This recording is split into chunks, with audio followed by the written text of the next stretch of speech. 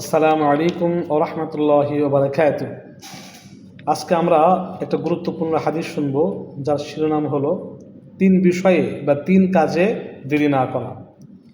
قال النبي صلى الله عليه وسلم ثلاث لا تؤخرها الصلاة إذا آنت والجنازة إذا حضرت والأيمن إذا وجدت لها كفوا। মহানবী সাল্লাল্লাহু আলাইহি ওয়াসাল্লাম ইরশাদ করেন, নামাজের সময় হলে বা জামাতের সময় হলে আগে নামাজ আদায় করে নেবে।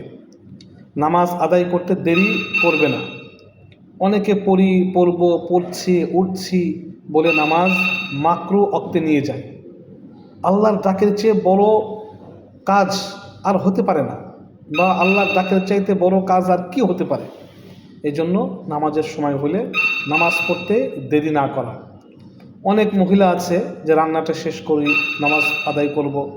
অনেক মহিলা আছে যে গোসল সেরে ঘরের কাজ শেষ করে নামাজ পড়ব, এরকম চিন্তা ভাবনা করে, যার কারণে গ্রামের অধিকাংশ মহিলাদের নামাজ সঠিক সময়ে আদায় হয় না, অক্তমতো হয় না।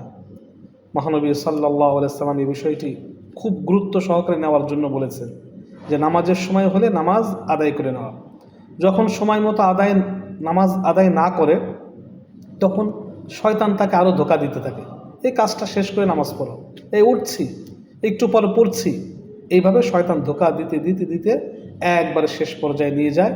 হয় মাকরু ওয়াক্তে নিয়ে যায়, অথবা তার থেকে নামাজ না পড়ার ব্যাপারে সে জয়ী হয়ে যায়, শয়তান জয়ী হয়ে যায়, অর্থাৎ সে নামাজই পড়ে না।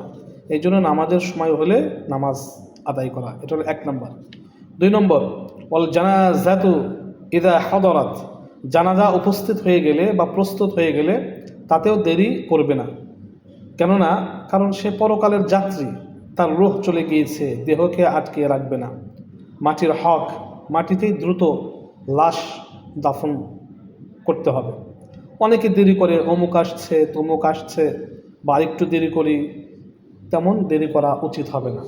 এমনকি জানাজার জামাত একাধিক হওয়াটা উত্তম না, এক জামাত হওয়াটাই উত্তম। যদিও একাধিক জামাত জায়েজ আছে, কিন্তু এক জামাত হওয়াটাই উত্তম। যত দ্রুত সম্ভব তাকে পরকালীন প্রথম ইমিগ্রেশন সেন্টার কবরের মধ্যে ঢুকিয়ে দেওয়া, দেরি না করা। 3 নম্বর, স্বামীবিহীন নারী বা মেয়ে বিয়ের উপযুক্ত হলেই ভালো। স্বামীবিহীন নারী বা মেয়ে বিয়ের উপযুক্ত হলে সাথে সাথে বিয়ে দিয়ে দেওয়া। অনেকে আছে যে মেয়েকে বিয়ে দেয় না, অনেকে এরকম রয়েছে যে মেয়ে বড় হোক, আরেকটু পড়ুক, আরেকটু চলুক, এইভাবে বিভিন্নভাবে সময় ক্ষেপণ করে। মহানবী সাল্লাল্লাহু আলাইহি সাল্লাম এটা নিষেধ করেছে যে সময় ক্ষেপণ করা যাবে না। স্বামী পাওয়া গেলে বিয়ে দিতে দেরি করবে না। মেয়ে বালেগা হওয়ার পর থেকেই তার বিয়ের বয়স শুরু। সরকারি হিসাব আলাদা, ইসলামী হিসাব আলাদা। আর একটু পড়ুক, আরেকটু চলুক, আরেকটু বড় হোক, আরেকটু বুঝুক ইত্যাদি বলে সময় ক্ষেপণ না করা। কেননা মেয়ে বিয়ের উপযুক্ত হওয়ার পর বিয়ে না দিলে ওই মেয়ে যত ফাহিশা গুনাহ করবে, এর দায়ভার পিতার উপর বা পরিবারের উপরে বর্তাবে। যেমন মহানবী সাল্লাল্লাহু আলাইহি সাল্লাম বলেন, قال النبي صلى الله عليه وسلم إذا أتاكم من ترضون دينه وخلقه فزوجوا إلا تفعلوا تكن فتنة في الأرض وفساد عريض।